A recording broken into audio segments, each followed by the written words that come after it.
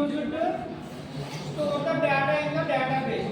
Database లో ఒక logical representation అనేది యూజ్ చేసి ఒక స్ట్రక్చరల్ ఫార్మాట్ లో డేటాబేస్ లో డేటాని స్టోర్ చేసే ప్రాసెస్ ని స్కీమా అంటారు. ఓకేనా? స్కీమా అంటే ఏంటి? Logical representation which are used to store the data in the database in the structural format. This is called schema. Okay. Schema is mainly three types.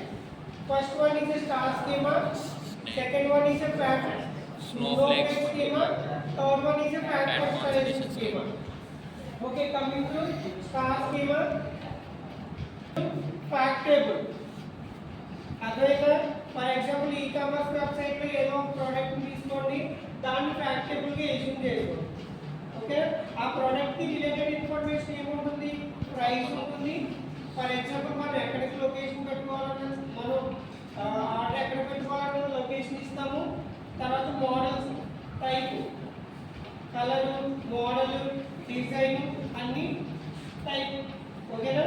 దీనికి related గా dimension table అనేది each and every one కి sub dimension table అనేది ఉంటుంది. ఓకేనా? First of all product కి ID తీసుకుంటాం. ప్రతి ప్రోడక్ట్ కి ఐడి అనేది ఉంటుంది. దానికి రిలేటెడ్ గా లొకేషన్, మనం ఆర్డర్ అనేది ఎక్కడ పెట్టాలి, లొకేషన్ ఇస్తాం. ప్రోడక్ట్ ఐడి, ఆ door number, location, land mark, city ఇస్తాం కదా, పిన్ కోడ్ తో సహా. అది ఒక dimension table. Next coming to next one price. Price కి సంబంధించి అనేదో డైమెన్షన్ టేబుల్. దాంట్లో ఏముంటాయి? ప్రైస్ అంటే డిస్కౌంట్, ప్రైస్. సో మనకి ఫెస్టివల్ సీజన్ అది వచ్చినప్పుడు డిస్కౌంట్స్ అనేవి ఎక్కువ వస్తాయి కదా, అంటే మన టైం బట్టి ప్రైస్ అనేది వేరీ అవుతూ ఉంటుంది. దానికి రిలేటెడ్ డైమెన్షన్ టేబుల్.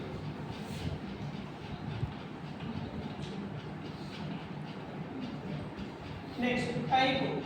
దీంట్లో ఏమొస్తాయి?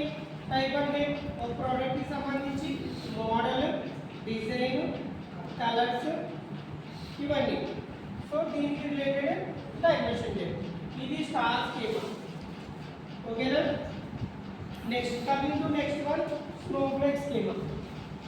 ఇదేంటి అని అంటే సేమ్ స్టార్ స్కీమా లానే ఉంటుంది. దీంట్లో డిఫరెన్స్ ఏంటి అని అంటే ఇప్పుడు మనం ఫ్యాక్ట్ టేబుల్ కి రిలేటెడ్ గా డైమెన్షన్ టేబుల్స్ అనేవి ఉన్నాయి. ఈ డైమెన్షన్ టేబుల్స్ లో సబ్ డైమెన్షన్ టేబుల్ అనేది ఉంటుంది.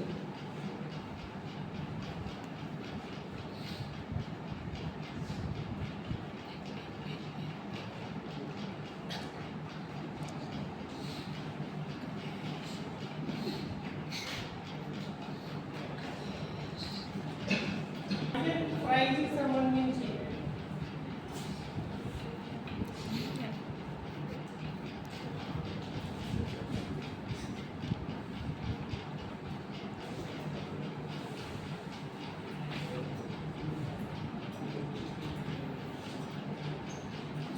లొకేషన్ తీసుకున్నాము. దీనికి అదర్ ఇన్ఫర్మేషన్, లొకేషన్ అంటే సిటీ అని పెట్టేసి ఉంచేస్తే వచ్చేది కదా, కాకినాడ పెట్టేస్తే మన దగ్గరికి వస్తుందా? రాదు. ఫర్ ఎగ్జాంపుల్ దానికి రిలేటెడ్ గా డోర్ నెంబర్ ఇవ్వాలి, అక్కడ మన స్ట్రీట్ ఇవ్వాలి, తర్వాత ల్యాండ్ మార్క్ ఇవ్వాలి, అక్కడ పిన్ కోడ్ ఇవ్వాలి, డిఫరెంట్ అంటే another sub dimension table use అయింది కదా. సో ఇలా సబ్ డైమెన్షన్ టేబుల్స్ ని యూజ్ చేయడాన్ని స్నోఫ్లేక్ స్కీమా అన్నారు. Next coming to fact constellation schema. ఇందులో ఏంటంటే మెయిన్గా 2 or more ఫ్యాక్ట్ టేబుల్స్ అనేది తీసుకుంటాము. దానికి రిలేటెడ్గా వన్ డైమెన్షన్ టేబుల్ అనేది ఉంటుంది. ఇలా fact table only connected to single dimension table. అర్థమైందా? దీని వల్ల డిసడ్వాంటేజ్ ఎక్కువ. ఎందుకు అంటే ఇది complexity. More number of fact tables only ఒక డైమెన్షన్ టేబుల్ అంటే ఇన్ఫర్మేషన్ కూడా కరెక్ట్గా ఉంటుంది. ఓకేనా? ఇది ఓవరాల్